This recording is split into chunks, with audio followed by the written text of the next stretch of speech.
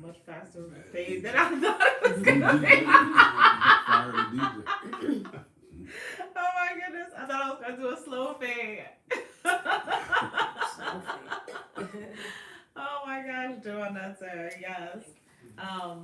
I see folks in the chat saying they love this song. We love that song too. Doing that, sir. That is Jehuti Om Tawi. That's one of the tracks from A New Radiance, which is one of Nisit's albums available on our website for digital download.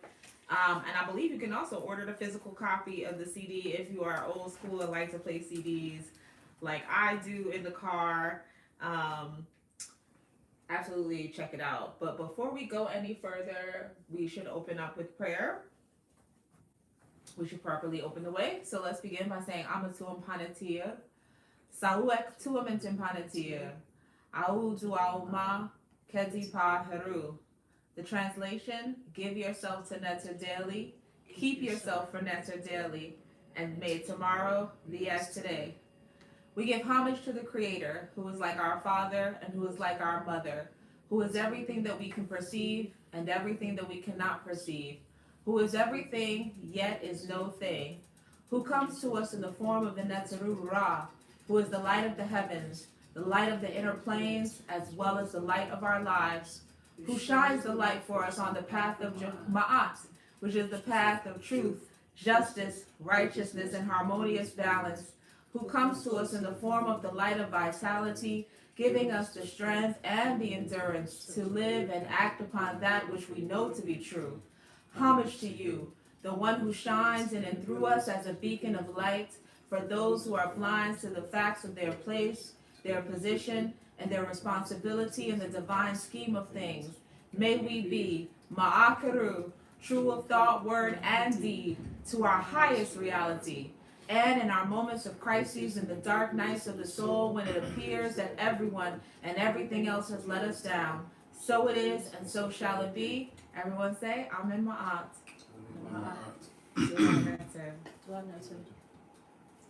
All right, before we go any further, it's time for roll call. It's been a while since we've been in this format. So we have not had a chance to actually see the roll call happening in real time when we're hosting communions in person. So I'm excited to see where y'all are joining us from.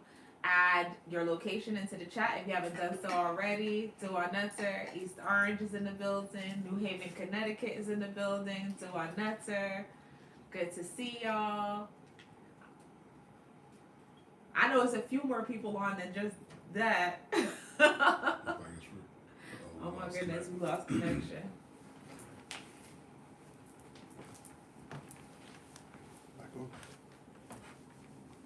There we go. We're back on. That is the Facebook connection. Okay. New Hyde Park is in the building. Folks who are on Facebook, if we keep having problems like that, I would encourage you to switch over to YouTube because our YouTube connection seems to be fine. Today, you can find our YouTube channel by searching Temple of Anu, and we're currently live. And Makara, you can put a link to the YouTube channel into the Facebook chat when you get a chance, if you don't mind. Do offer that. Brooklyn is in the house. East Orange is in the house. Dua Netzer. All right. Give thanks. Usual suspect. Yes. Is it because we're earlier now that we're online? Do we run late when we're yes, when we're in person, we get on a little bit closer to like 1:15. Okay.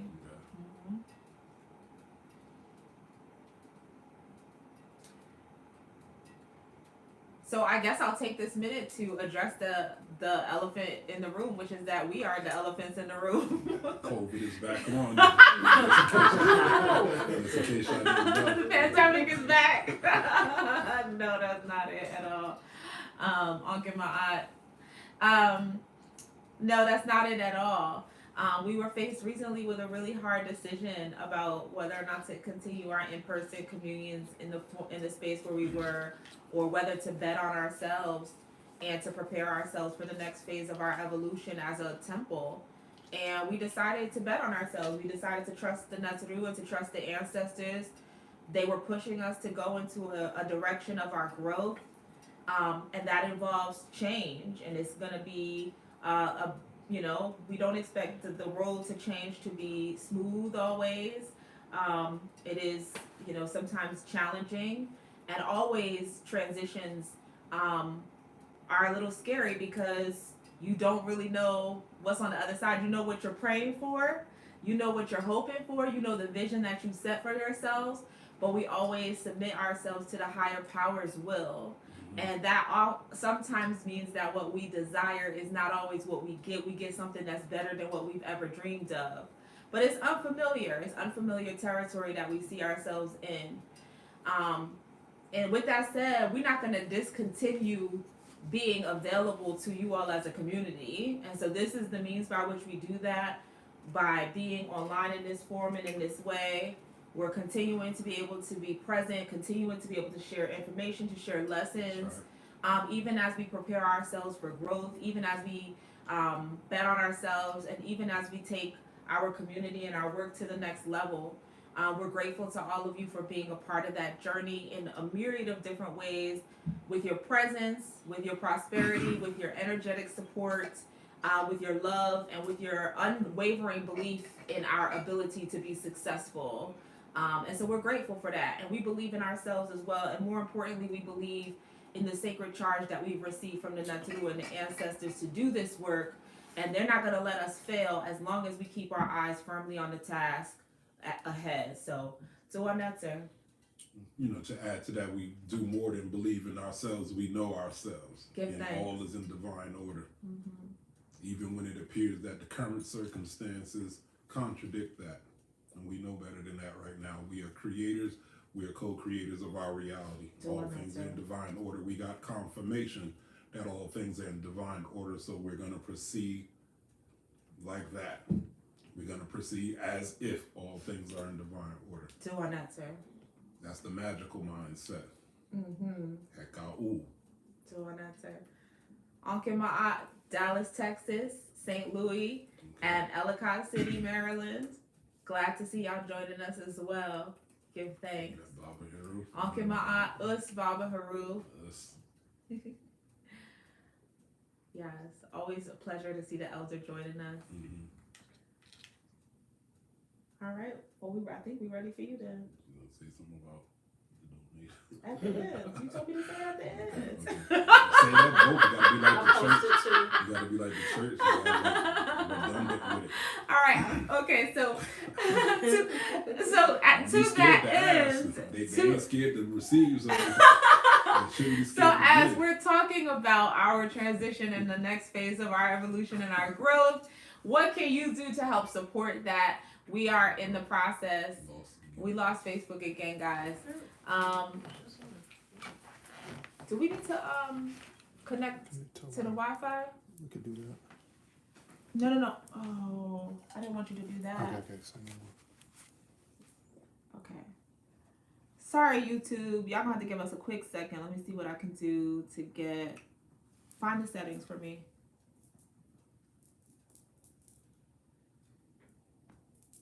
The Curheb is in here showing me how an iPad works. I'm an Android person. I don't know how. I don't know. While we get the iPad, the Facebook live stream back going, let me just keep going with my spiel here. To that, as we're talking about our transition and our growth, we are fundraising in order to move ourselves into a space that will be more permanently ours. Part of our vision involves being able to increase the energy that we give to the community in terms of the forms of workshops.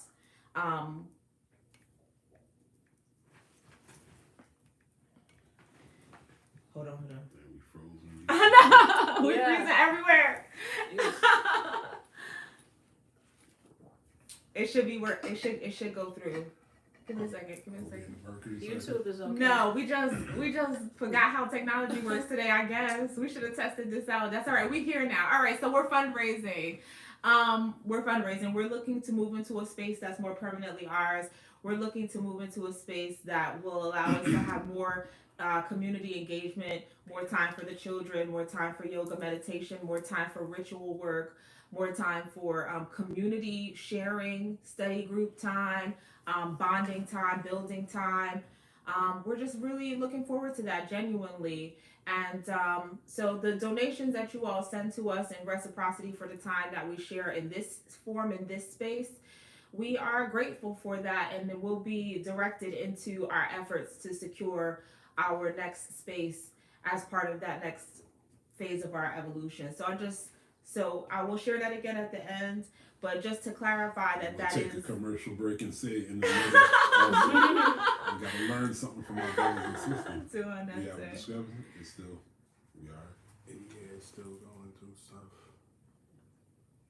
Excuse us for a few. Yeah, I think I got it. Because I can see it. Oh, we're on. YouTube is They're both on. on Facebook too. You said Facebook is still on? That's Facebook. Mm-hmm. We're not Oh, frozen. it's behind. It's still behind. it's still behind. Yeah. Let's do this. Maybe we should just continue on YouTube and put a note on Facebook and tell people where to find us.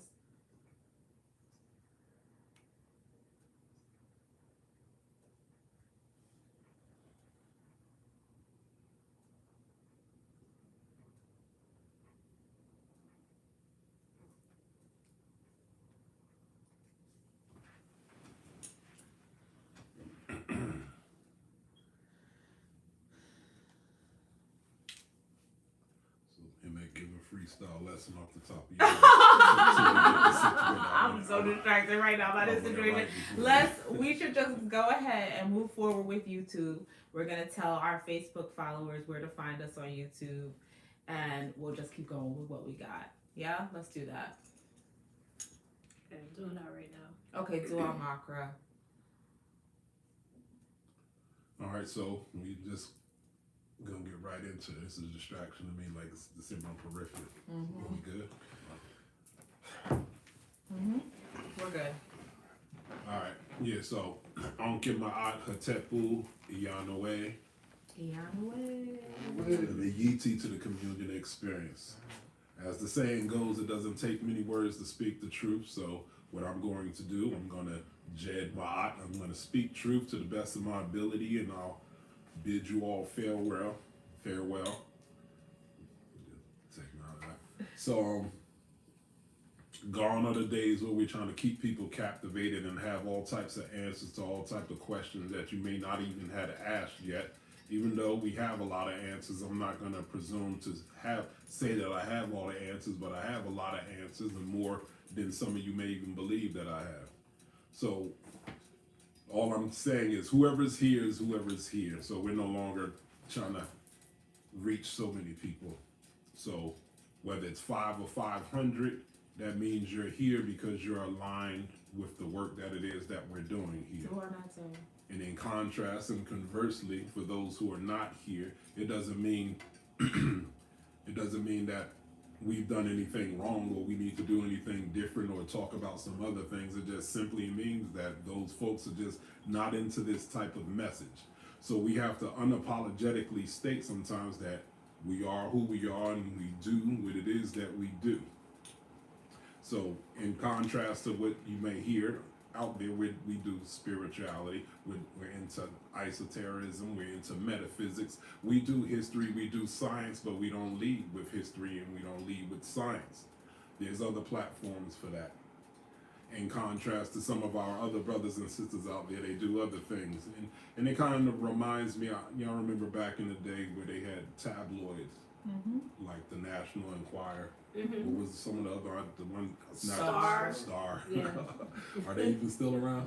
Yes, they're online. Yeah, they both, yeah. And if y'all could remember that, like they used to have the celebrities on there and it just be messy. Sometimes the celebrities feed into the mess and sometimes there's lies on all the celebrities. So as we come into the new technology and the new era of things, social media almost has its own form of tabloids, and unfortunately, some of our not most knowledgeable brothers and sisters are kind of fed into that tabloid type of thing going on, and I just refuse to feed into that. Like, I'm sure it has its own purpose in the divine scheme of things, but the energies and the divinities that govern me just won't allow me to participate in that. So in contrast, I guess I got to be the boring one, and I could accept that because on this platform, I'm not here to entertain you with my antics, even though I am an entertainer in my own right, and I have, got to do the shameless plug, and I do have some projects that's probably going to come out a month from today. Sometimes probably by the end of next month, it could be a project or maybe even two that y'all can rock out to for the spring and the summer, and might even be releasing another one for the summer. So been busy all year, or the past 2 years since then. So once again, back to it. This is not a history platform, even though we respect history. They're platforms for history. There's one thing to talk about your ancestors, and it's another thing to match the energy of your ancestors. I repeat, it's one thing to talk about your ancestors, and there's a whole other thing to match the energies of your ancestors. In all actuality, in our own right, we're here to edify our ancestors. We big them up, and then there's certain adjustments that need to happen in order for the legacy to make sense for us, to empower us in our current situation. So one of the text for the day is page 50 of the book of the Hosea, known as the Book of Keti, or designated as the Book of Keti. It says, I know it off the top of my head, but I'm gonna make sure I get it right. It says, "Following the footsteps of your ancestors, for the mind is trained through knowledge. Behold, their words endure in books. Open them and read them, and follow their wise counsel." Page 50. That's what we call ourselves doing. We look at the books, we study the books, and then we allow ourselves to be influenced by the wisdom or our conclusion or our interpretations of what we find in the books. So we're not copycatting per se, but we are allowing ourselves to be influenced. So you see us, like we have me and him edited up here, and we have the Hepset, our ritual garment. So you see us being influenced by what we all notice from the books and the walls. What else? We have Hesu, that's our sacred words of praise and power. When you come to the temple, we chant with our Hesu. We have a bunch of people in our community that learn the Sesh Metal Netzer or the Way Fi, and they learn it for, looks like no apparent reason. They're learning it just to learn it, but not actually to use it. When you come to the temple, we're actually using it. So we don't sing songs in English, we sing songs in the Medu, because we're reading the text, because that's what our ancestors done. whether our ancestors in East Africa or the ancestors in West Africa, North Africa, South, all of our ancestors on that continent done some type of singing, chanting, and dancing. So we're claiming descendancy from that continent, from the mother, then it's only right for us to do that also. We have Smayu, we have fellowship. Some people are against fellowship. We have Kesu, we have sacred ceremony. We have sacred ceremony and fellowship. So once again, when you're perusing the online and when you're looking for who's the real and who's just talking, just make your own comparative comparison of what you're reading in those books and what's the manifestation looks like from those that's claiming to be the most knowledgeable on the subject. And number one, let me put some closure on it. We're not claiming to be direct genetic descendants of the ancient Kemetu. I repeat, we're not claiming to be direct genetic descendants of the ancient Kemetu. Y'all know there's a lot of conversation about that. Didn't Kevin Hart just get canceled for saying the Kemetu were black, or melanated and stuff? That's a problem. You see those people over there, they're actually, it's almost like going back in time. They're more racist than the white folks are now. At least the white folks are smart enough to not say certain things. And, I'm just seeing or I'm reading some very vile things coming from the so-called Arabs over there. So it's a very interesting thing. So just for clarity, we're not claiming to be direct genetic descendants of ancient Kemet. So let us put clarity on it.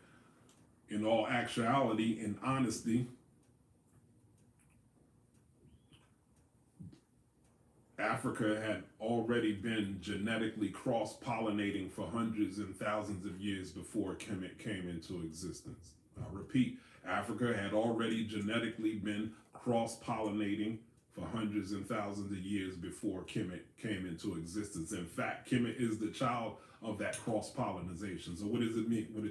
We're talking about the people of the South. They went up north. The people of the North went down south. The people from the East went to the West. The West came to the East. And Kemet is a child of that. Kemet is a classical African civilization. So we must not stereotype ourselves with thinking everybody got to be dark-skinned with the big nose and the thick lips. That is a phenotype. Some have more alkaline features. Some have wavy texture hair.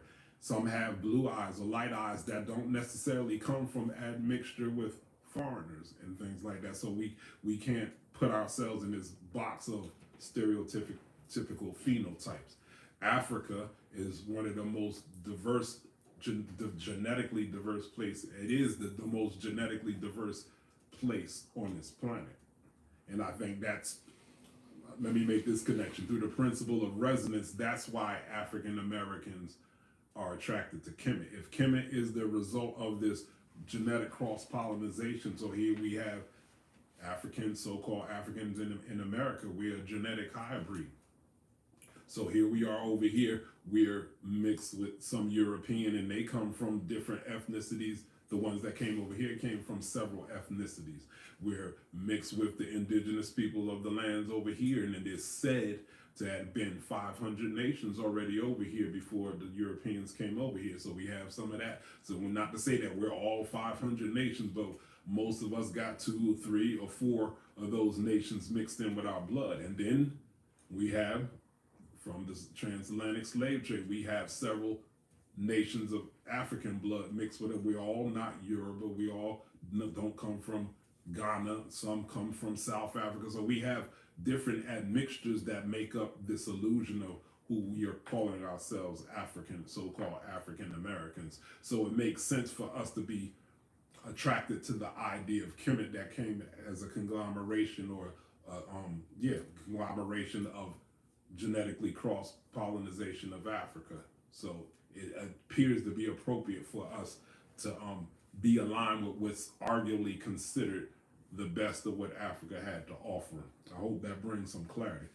But today, our topic is what we call the unburdening of the soul, or psychostasia. Psychostasia is balance of the psyche. The psyche is a Greek word for the understanding of what people say, what the soul is. So what that means is we're giving ourselves permission to let go of the baggage. So our past several communions went very well. We had a lot of very good feedback. People are just ready to go to another frequency and release themselves to things, thoughts, and even beliefs within our own historical traditions that no longer serve us. That's why I said we edify our ancestors also. So that's what the conversation is about to unfold into.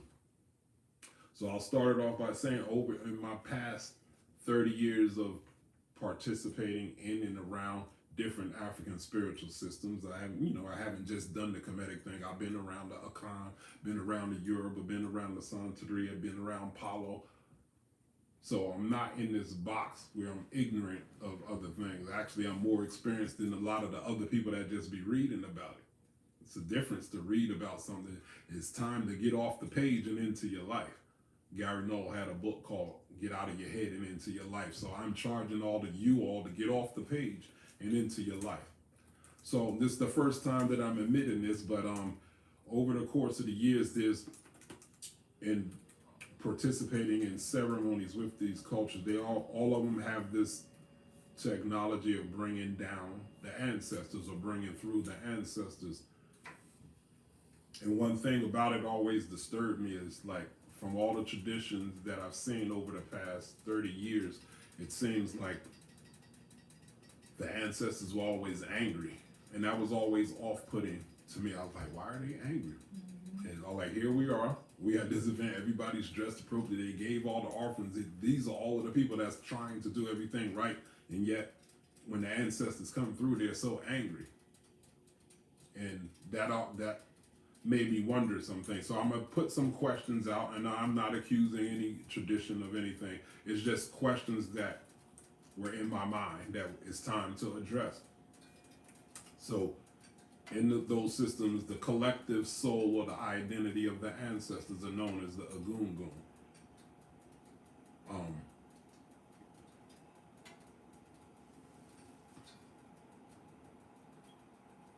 With the Agungun, are they angry with us? Is the collective soul of our ancestors angry with us? Or is it just intense? To be fair, that's a constructive criticism. It felt like anger, but it could just be an intensity. Mm-hmm. I was always thrown off because I feel like, and I think in my conclusions and my interpretation of us as Africans and Americans, we've been under the most impossible circumstances ever to exist on the planet Earth. We've had our whole memory and identity erased.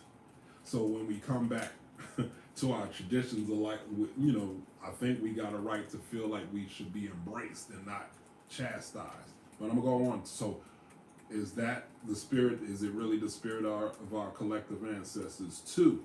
Since we understand that everything is vibration, everything is consciousness, everything is vibration, everything is frequency. So, because sometimes the spirit doesn't always come through priests. Sometimes it just comes through random people, and that's there. More often than not, it comes through random people. The spirit catches them. So through the principle of resonance, what do we know about these people? Who are these vessels? What are the state of their organs? What is the state of their consciousness? What is their paradigm? How do they even feel about themselves in their own life? Are they living their life as a victim or a victor? Because that could be a filter that they're channeling spirit through. That's just some of these things that we have to take under consideration, or that we should take under consideration. Thirdly, the people or the person that these spirits are filtering in through, could it just be their own ancestral lineage? Because we all walk with a court or a court of our ancestors. So is it their ancestors? And since the ancestors look like, oh, since y'all opening doors, let me come through and say some things.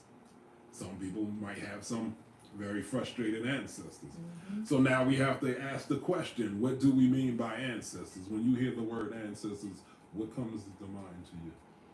First thing that comes to mind is immediate relatives who are no longer in the physical form, like transition to the next round. Mm-hmm. What about you? Yeah, I agree. Same thing. I agree. Pretty much the same thing, yeah. I feel like when a lot of people be saying ancestors, they be thinking the most ancient ones are showing up. Okay. But y'all I are think correct. about the most recent. Most recent. Yeah. Okay. Second question: Do you believe that there is some type of healing or enlightenment that happens when a person goes from the physical dimension to the non-physical dimension? Meaning, does a person somehow become enlightened because they went from this world to the next world? Because, for instance, you hear some people like, yo, I seen my father and he was good, he was smiling, and he never smiled, and he was never good in the physical plane. I seen my grandmother and she was so proud of me. I never heard somebody say, my grandmother smacked me in my face and she was so upset with me. So it seems like people go through some healing or some type of enlightenment, would say you. Honestly, I have not considered that the process of transition would in it by itself spur a healing process. Like I think with the question, I would assume that the ancestor would be the person that they always were. Like that they're not going to be healed simply by no longer being in the physical world. What about the people that were ailing when they were physical and they seemed whole on the other side? I hope I'm not talking too loud. This becomes a conversation. I mean, I guess I would question the perception of the person who's receiving the message. Okay, good one. And remember, they're non-physical at the point. A lot of our suffering and a lot of our issues are associated with the physicality. Yeah. And they might be stepping into a greater version of themselves, the version that they've been praying for. You know, everybody's praying over them. We're praying for your wellness, and it's looking like it's not shifting them on the physical plane. So when that doorway opens to the other dimension, they're released into a more pure form of their energetic body. So if people become healthier or more whole when they go through that transition, then what is this angry disposition that we're experiencing from the so-called collective soul of our ancestors? That's a curious question, right? Crab, you want to take over? Like, I don't know what I'm talking about out here. But anyway, these are good questions. So all of that brings me to, I was watching, I finally got a chance to watch, what's the Woman King? Oh, yeah. It's on Netflix. Yeah. And there's another one called African Queens, made by Jada Pinkett Smith. The documentary, right? So I had a lot of questions that got answered when I watched that. And I didn't watch it with the same way everybody else watched. They watched some old provocative stuff. Oh, I didn't like the way the men were depicted and they were feminine and that. And the truth is, that history was true. Something was going on with the men where the women had to step up, like it is what it is. Deal with it. But there's also Hollywood also. And Hollywood does stuff to make things more entertaining. What's going on? Turn the volume up. Oh, you got it? I hope so. So where was I? You talking about Hollywood and All right, so for instance, we got to get out of our emotions when things come out. Like all movies don't come out to be historically correct. Heck, even mythology don't be coming out correct in the movie. Like we all watch the Marvel superhero movies. A good portion of them don't even be following the script that was in the comic books. For instance, Thor's not goofy in the comic books. Like I can't even watch any of the Thor thing. I'm just like, who is this dude? Thor, don't be joking. He's not a loaf or goof like that. Thor is the god of thunder. And that's just not how I remember him. So, but Hollywood decided they wanted to take it that direction. What about the Wu-Tang Clan? They have something called the Wu-Tang American Saga. So about the Wu-Tang Clan, those who know about hip hop, I watched the show. It brings back a lot of memories, but I found out a lot of its own members don't watch the show because they be like, yeah, that's not true. That part is not true. Imagine somebody's telling your life story and you cringing and you be like, that didn't happen. That's Hollywood. And we watch movies to be entertained. If you want just history, then you watch a documentary or you read a book. And I think most people, 8 out of 10 people just decide history is boring. And if they had to make a choice between reading history and watching documentaries, a lot of people would rather watch the story version of it. But just know with the story version of it, they're going to make it entertaining and more exciting and deal and open possibilities about what ifs. So everything is not always historically correct. So in watching that, I got the answer to that question. Everybody thinks they're stumping spiritual people by like, where were the Orishas at during the transatlantic slave trade? Is saying, where was your God Yahweh at in the transatlantic slave trade? Where were the Neteru at in the transatlantic slave trade? And it's a very valid question. But I watched that movie with different eyes. I wasn't caught up on this new tension between masculine and feminine, men and women. You know, I was watching with different eyes. And they were fair with a lot of the concepts in the movies. They were fair about indentured servitude that Africans do. So let me just get to the point. So I was watching the part with the royal court. The king at that time was deliberating on what was going on with slavery. They were making money off of it. Hurtful as it is, they were making money off it. And they were having a meeting about this. In their psyche, they made up in their mind that those people that they were selling were not their people. Which is disingenuous of them, because all African people, they know their history and they know that they're one people, and they know exactly when and where all nations broke off and became who they are. So that becomes disingenuous to be like, it's okay to sell them, they're not our people. So they begin to get this team pride or this clique pride or this tribe pride, this national pride, and rightfully so, people do that. But that was part of their rationale on selling slaves to the white folks. But that's not what I was talking about, what got brought to my attention. What I saw was the disregard of the Tepra, the disregard of Ifa, the oracle. We all know that the oracle is supposed to be African scientific way of knowing the will of the universe.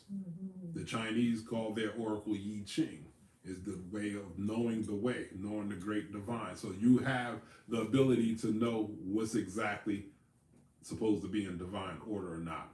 So what I saw at that period of time was the marginalization of that technology. So they treated Ifa as though it was just a person that had an opinion about what it was they're doing. And when in reality, it came from the tradition that the ancestors and the divinities, when they speak, that's what it is. So what happened is the person who did the reading said, Ifa says no. Ifa says, Ifa chooses light. And the king decided he wasn't going to listen at that time, at least. He decided he was going to continue doing what he was going to do. What's interesting about that scenario is the king's counselor was somebody that he was an indentured servant. Remember, they fight wars, and whoever loses the war becomes so-called indentured servant. But indentured servitude in Africa don't mean you lose your nationality, doesn't mean you lose your identity. So a person here, you got a person that lost the war here, rose to the position of somebody to counsel the king, to counsel the future of the people that technically supposed to have conquered you. That's how you know that there was some equanimity dealing in Africa. So you could be an indentured servant for a certain part of time, and then you could go about your way, or you could choose to stay. So his counselor was part of a nation that they once conquered. The person doing the reading was part of a nation they once conquered. And she said, Ifa says no, Ifa chooses light. He didn't like the answer.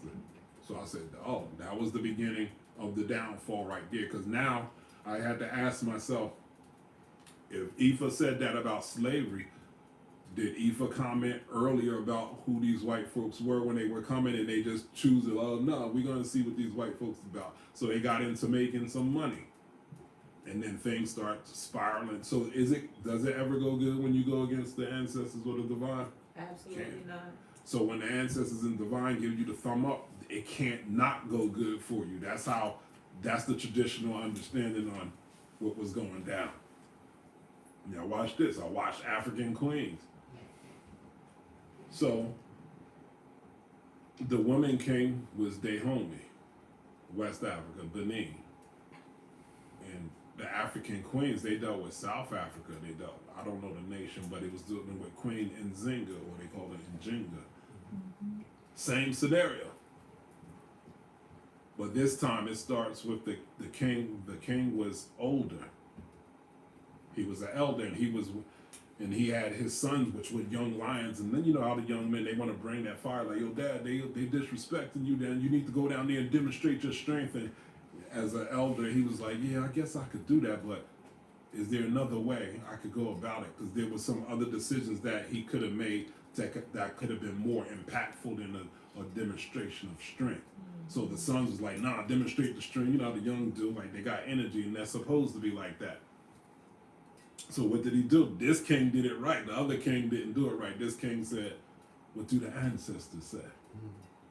So again, a priestess is interesting. They had a priestess or a female who did the reading for the women king in the woman king, and in this one they had another female who was a priestess. She threw the shells just like they threw the shells in West Africa. So once again, divination is universal in most African cultures. She threw the shells, and it was like, so what did it say? And she said, it says, if the king goes and demonstrates his power, he shall come home healthy, something like that. And the king looked like he was relieved. He's like, oh, okay, I'm gonna go demonstrate it. And that's what oracle's supposed to do. It's supposed to give you peace of mind. You ain't supposed to get a reading and the divinities tell you this is what it is. And you're like, okay, that's what it is. Now I can stop stressing about it and act in full confidence. So he relaxed and he's like, okay, I'm going to demonstrate my power. So without any hesitation. So guess what happened? On his way to go demonstrate his power, he gets killed. Not by the people he was supposed to be demonstrating the power to, but by one of his own. I didn't finish watching the episode, but I know when Queen Nzinga came on the throne, she went back and addressed that priest. Said, why did you lie to my father? So she did confirm that she lied. So the oracle said something else. The oracle said to do that other thing that would have been more impactful. So what was the consequences of not following the oracle? Got the father out the way, got the young lions in there. The young son got in there and was messing up, and he lost leverage with the Europeans. And now you see why Queen Nzinga had to eventually come to the throne, because her brother messed up just like the other fools messed up. She had to come regulate because they messed up. And so you're going to see this continuity of things that was happening in West Africa and South Africa. They were having the same conversations the South Africans were having about the people being sold to the Portuguese were not their brothers and sisters. That was them. And Queen Nzinga came to the realization that they are our brothers and sisters. So that ancestral energy started kicking in. But what was disturbing, she had to see her brother keep abdicating thought. They was losing borders. The Portuguese kept getting bolder and bolder with their demands. Same demands they put on the West Africans. They were like, okay, we're going to do business with you. They like, remember, they had the guns and stuff like that. Like, we could take over, but we're going to do business with you. Give us 30 people a month. And that's what was happening in West Africa and in South Africa. They got clever. So how long can you keep up 30 people a month? After a while, you better start finding new people to conquer, to sell, or you're going to have to start selling your own. That's the situation that they put themselves in. So Queen Nzinga had to politic with the Portuguese. They didn't even want to talk to her because that was their chauvinism. They didn't respect her as authority. They didn't even want to offer her a seat. So one of her female soldiers got on her hands and knees, and she sat on her back, and they was just like, damn, that was creative and such and such. But check it out. I know I'm veering off, but I hope y'all with me. I hope y'all following. But these things are allegedly supposed to happen. After a while, I think before Queen Nzinga got on the throne, they told her brother, we not having no conversation with you until y'all people give up your tradition and accept Jesus Christ. So it was like that, like we going to war if y'all don't do this Christian thing. The brother already made poor decisions. They lost all their leverage. What y'all think happened to the brother? Gave up the culture. No. Oh, what happened to him? Yeah. He got killed. He mysteriously he got disappeared, and Queen Nzinga was on the throne. He mysteriously caught ill. Right. That's the gangster of Africanism for you. So that's how she technically, allegedly got on the throne. Right. But what was disappointing is she became a Christian to have that conversation. Just to have the conversation is you like, but such and such, if I keep making this deal at this level, we'll have no more slaves to do business with you. And they cut her some slack or some leeway. But once again, I didn't watch the rest. Yeah, I didn't get back to the rest. But you see the the theme between West Africa and South Africa. They were comfortable making this money up until the point where it was looking like that was going to come back on them. So there's some karma for disobedience to the divine. So you see two cultures that didn't listen to what the divinity said. So when you don't listen to what the divinity said, certain things just got to play out. So that slavery thing had to play out because of the disobedience of the leadership at the time. So to be fair, there's nothing wrong with South African culture, there's nothing wrong with Ifa culture or Benin culture. It was the people. It's always a people thing. It's always a people thing with their character, their behavior, and the decisions that they make. So we have to discontinue this conversation like, oh, I ain't into them traditions and stuff like that. They be messing with people like, it ain't the traditions. The deities are cool. We the ones that be turning our back on the divine charge of the deities. I just needed to make that clear. And it should be no surprise because we're in the preliminary stages of that very same thing. And a lot of people don't see it this way. So the debates of the new wars amongst our people. The debates of the new wars amongst our people. If you really pay attention to the way black folks debate, is very dehumanizing and insensitive. So we find through our debates, we find ways to just disrespect what is sacred to the other. And that's what the colonizers did. They found ways to dehumanize us and be insensitive about what's sacred to us. And then so in the debate thing, they're dealing amongst our people, we're dealing with the erasure. Is it erasure? Erasure of history. That's what the colonizers done. They be like, you're not that. We're all children of God, and God has ordained us to overlord over you to get you to the right space where you need to be. And I'm listening to the dialogue amongst the new people. They be like, you're not Kemetic, you're not Moorish, you're not Hebrew Israelites. You need to get into science. And the science that we got from the white folks, we're going to help y'all out. Y'all come from apes. Like, how is that? If you're going to make some stuff up, it needs to be sweet. Don't be making up some crazy stuff that's not in power. The white folks decide you need to convert to Christianity with the European interpretation. Our people over here, that they're coming to the conclusion you need to convert to science. The science that we got with the European interpretation. You see that the same thing is playing out. Maybe the white folks, the colonizers was like, your traditions that you're doing is send you to hell. You need Jesus. And Jesus, if it don't work out for you in this world, Jesus will save a place for you in the afterworld. Fools over here. Y'all need to get that jab. That herbal stuff y'all do don't work out. That stuff is going to kill you. Get the jab. You might get sick, you might not, but it at least secure your job. It's the same stuff. So I'm not going to keep going tit for tat. It's just to show you where character and behavior play itself. And so if something were to happen, people disconnected and disrespected what is sacred to each other so much. If something were to happen, that we like, oh, we start locking cats up. If you lock them Israelites up and then see if their God save them now. You see that sarcasm? Lock them fake the Egyptian guys, African American, that's what they call us, African American Egyptian priests. Go lock them up and see if Amun Ra saves them. That's the type of mentality that was going on in West Africa that got us in this position now. So to be fair, you can't disconnect yourself from your ancestors just because they made some decisions you didn't like. It don't work that way. Stop being goofy. Oh, I don't like, they did such and such to the people, so I ain't messing with Ifa. I'm not messing with, it don't work that way. I'm sure all of us had some cousins that fell a victim to crack in the 80s and we didn't say, oh, that's not my cousin. You could be severely disappointed in decisions that they made, but your cousin is still your cousin.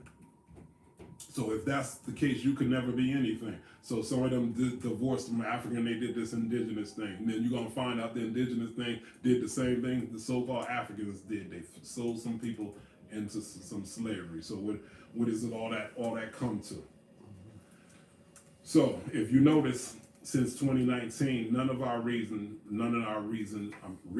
show that our ancestors were angry with us. At most, they said, mind your mind. Actually, our ancestors are celebrating us because we're recovering our ancestral memory. not just culturally, but our divinity too. So we're not just saying we're African, we're Kemetic. We like, I'm God, I'm a divine being having a human experience. True. That's a heck of an evolution. That's a heck of a revolution. Too. That's how, you see what I'm saying? Like, why would your ancestors be mad at you if you came full circle like that? Many people came from abject situations, terrible situations that they survived and went on to become initiated and got these names that they hear at this point with all this knowledge that they never had before, they never could dream of before in their life. Some people were making money and walked away from making money or the possibility of making more money and chose to accept the call of their ancestor, and now here they are. So our ancestors are proud of us. They're not against us. Our ancestors are proud of us. They're supporting us, and they're holding sacred space for us until we learn to get out our own way. And this is what I'm talking about with the unburdening of the soul. We have to change our perspective and stop thinking our ancestors are nitpicking and mad at us over not being perfect. They wasn't perfect. If they was perfect, we wouldn't be in this situation now. So they have no choice but to be supportive of what it is that we're trying to do. Mm-hmm. So some people get into the language thing. Some people are studying language with no intent to use it. So they be nitpicking on us about pronunciations and stuff. The fact is, like, you could say something wrong but be energetically correct. Spirit is not about the definitions of word. It's not about the etymology of word. It's about the energy. It's about the vibration. The spirit, our ancestors are responding to the vibration. So with that being said, you can pronounce something wrong, because you know in all language or other languages outside of the English language, a wrong, an incorrect inflection changes the meaning of a word. Mm-hmm. I've studied African traditions, and I've noticed that with Santeria, we know Santeria comes from the Ifa tradition. It's a straight African Nigerian tradition. So you have these other people of a whole other ethnicity singing songs to their ancestors in the African tongue. So naturally, there's what's their ethnicity? I don't want to disrespect them. I want to say Santerias are like Hispanic or Latin. Right, Like Hispanic, Afro-Caribbean. Afro-Caribbean. So same thing with them. There's been generations upon generations of disconnect from the culture. So things are being pronounced wrong. So they could be saying a word that was supposed to be a word, a phrase of praise and power, and they could be like, oh, keeper of tomatoes, and somebody in Ifa be like, you just called Oshun a tomato. And they getting away from you like you about to get struck down because you said it wrong, but their sentiment is the same as if you said the right word. So therefore, when they're throwing their shells to see if the deities accept it, the deities accept it. So when we're rocking out with our drums, it might not be the same drums that the ancestors did, but they be like, yo, they mean it though. Like it's hitting that frequency, and they up there rocking with you. I'm trying to say the ancestors are with you. They're way less judgmental. Yeah, they're less judgmental than people be thinking they are. Yeah. You remember the young man Imhotep? Mm-hmm. Wasn't it Imani Imhotep Yeah. Isha? There's a young brother named Imani Imhotep Isha. We met him from New Offset, our sister temple in Ohio. He's no longer with them. He moved on to the Isha Foundation. It's led by a spiritual master named Sab Guru. So he got into that. He actually went to India, did a whole year's initiation. You have to respect that. He did a whole year's initiation and came out an instructor. He's out there living his best life. He's traveling, being paid to instruct what he's been taught. He's making new friends, living his life as a young black man. He's taking his pictures with folks. I don't see him with no black folks though, but it's okay. He's living his best life. Mm-hmm. He's giving himself to that culture, and that culture is feeding and reciprocating itself back to him. So he's got this training. What's happening is never once have I heard him say, this teaching is the oldest teaching, or this teaching is better, or I don't do the European thing, I'll do this, and we all need to be doing that. He's letting his peace and his empowerment be the thing that sells his tradition, and that's what the reading of the year was asking of us. Mm-hmm. Let your peace and in your empowerment be how you redeem the ancestors. That's right. And saying, learn to fall in love with the legacy all again. What brought you to the legacy? Learn to appreciate what it is that you learned in the legacy. Because after all, you all didn't sign up to fight racism. I know I didn't. Everything I learned and who I become was not to go to universities to defend the African legacy against white folks. So if you smart and as intelligent as everybody claimed that they organically are, you know our ancestors never needed no defending. All the great, even the Europeans understand that all the greatest stuff came from Africa, and they're just reinterpreting all our stuff. So the legacy never needed defending. So what happens, you pay back through success, immense success. That's how you defend the legacy, by walking in your power and walking in your peace.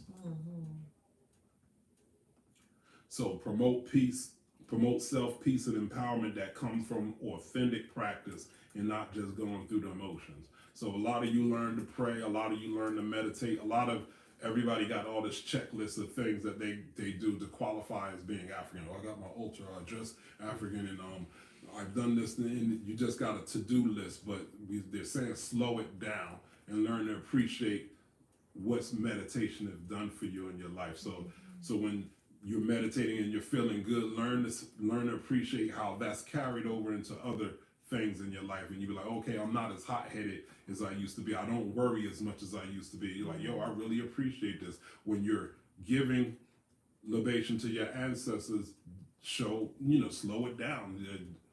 What is it that you really appreciate about what your ancestry, or what your ancestors done, or what it is that your ancestors gone through? Remember, we are our ancestors' wildest dream. We are the answer to their prayers. If you look at West Africa, you look at Kemmunion, everybody's always partying. You be like, yo, they were celebrating in advance their victories and their successes, even if they didn't experience in their lifetime. Remember, we are the ones we've been waiting for. So if it's in the blood, it's just you reinterpret it again. So you're like, okay, you didn't get it in your last form, so you came into existence to receive the blessings you set up in the last time. So we have to realize you're actually living out what your grandmother and your great grandparents were dreaming about. They were stuck under the certain conditions, and it was hard for them to open their heart and their space to believe that was possible in their time. So that time came in our time. So they created, they could only dream about it, like, damn, so you don't want to work? We were talking about, I ain't going back to work, and I'm following my heart, and they could never think like that. They like, well, you better go out there and work. And so this is what they was dreaming. When some of us be squandering it, but that's our right to squander it. So it's your right to mess your whole life up if that's the case. But you have the intelligence to get it back together. That's why they say this life is a game. That's why they say this life is an illusion. It's all on you.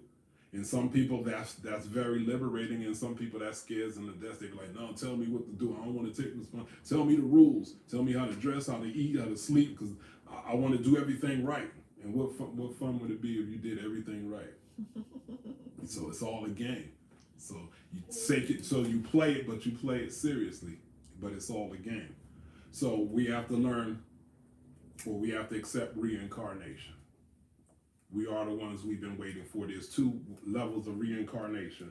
Reincarnation, where you leave the physical plane and you become disembodied for a while, and you gotta wait for a frequency, a blood frequency, a soul frequency, to create a vortex between two willing or appropriate individuals for you to jump in that vortex and translate back into the physical realm. That's the one everybody's used to, which is interesting because it doesn't always have to come through your blood. Remember, everything is vibration. Sometimes your vibration could be so low in your family line that it gotta go. It might jump to another ethnicity. Be like, yo, I gotta go mess with the Chinese people right now because I got to come back. God gave me a purpose. Divine gave me a purpose. Y'all taking too long. The way y'all going and the decisions y'all making, I'm never going to be able to come back because the vibration got to be right. And sometimes so-called African spirits come up through other cultures, and that explains Africanisms in other cultures that had no contact with that. You be like, yo, how they come up with that? So that's the Eye of Haru. That's the Ankh. And now y'all see how, I don't know what I'm talking about. I'm just be making stuff up because it's not scientific. Because the white folks ain't wrote it in their books, and they ain't gave me permission to make connections. So disregard that. I'm just joking. The second, the second form of reincarnation is having children. Having children is reincarnation in lifetime. When you have your children, you actually see yourself in your child. You see your proclivities in your child. You see your unresolved issues playing out through your child. You're like, damn. Now, so with that type of reincarnation, all parents, you know exactly how an ancestor feels because your ancestor in lifetime watched your children do goofy stuff. You be like, yo, I set it up. If my son and my daughter do exactly, they're going to be set for life. And they be like, damn that, I want to see what this girl is about. I want to see what this guy is about. I want to see what this, and you be like, no, I got it all set up. And you're like, nah, but I don't care about none of that. I want to do this other thing. And they want you to co-sign that goofiness. They be like, they on the trail to hell, and they want you to be like, yo, get behind me. Give me your money, daddy. Give me your money, mommy. I'm doing this. And sometimes you got to jump in to save them from themselves. And after they have 1 time, 2 times, 3 times, you're like, all right, they goofy. They going to learn. And they pull back. And you're going to have, people got to go through some stuff because they were hard-headed, but you know how that feels. So that's what happened with the slave trade and stuff. There was guidance, there was counseling that was there every step of the way, and our people chose to make other decisions.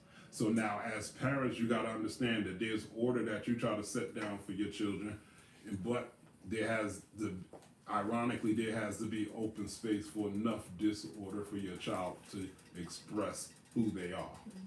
And that's what it is. That's what happens in spirituality. So we go back to the beginning, following the footsteps of your ancestors. For the mind is trained through knowledge. Their words enduring books. Open the books, read them, and follow their wise counsel. So what we do is we try to read the books. We try to follow the counsel of our ancestors. We try to honor our ancestors, but yet we still are charged to forge our own way. And that is called Saruj. Saruj ties, to renew, refresh, to make new that which once was broken again. So when you refurbish a house, your house, the location pretty much stays the same, but you need new material. Sometimes you need superior material, but you're still honoring the structure. And you come back 100 years, and you be like, damn. Or you see pictures of the old house, you be like, damn, this is the same house, but the same place. You be like, okay, I see evidence of the old way, but it's got rebuilt with new material.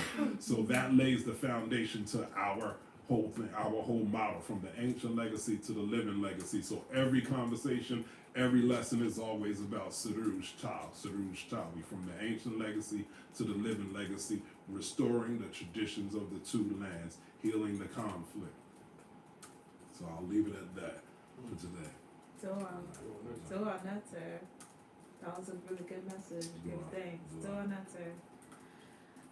We appreciate the energy and the time that you all share with us today, and I hope y'all appreciated the Sid's message as much as I did. We appreciate your reciprocity in the form of donations. Donations can be sent by PayPal to templeofanu@gmail.com or to Cash App $Temple of Anu. And keeping in mind that as we continue to, or as we really embark upon this journey to find a more permanent location and to not only resume, but to increase the impact that we have on the community around us, you know, the donations that you make are going to support that efforts and to help the temple to evolve into its next state of existence. And we appreciate y'all helping us to get there and helping us to fulfill the divine charge set for us by the Netru and the ancestors. We will be back here again 2 weeks from today on Sunday, March 19th. And until then, Shemi Matep, everyone. So,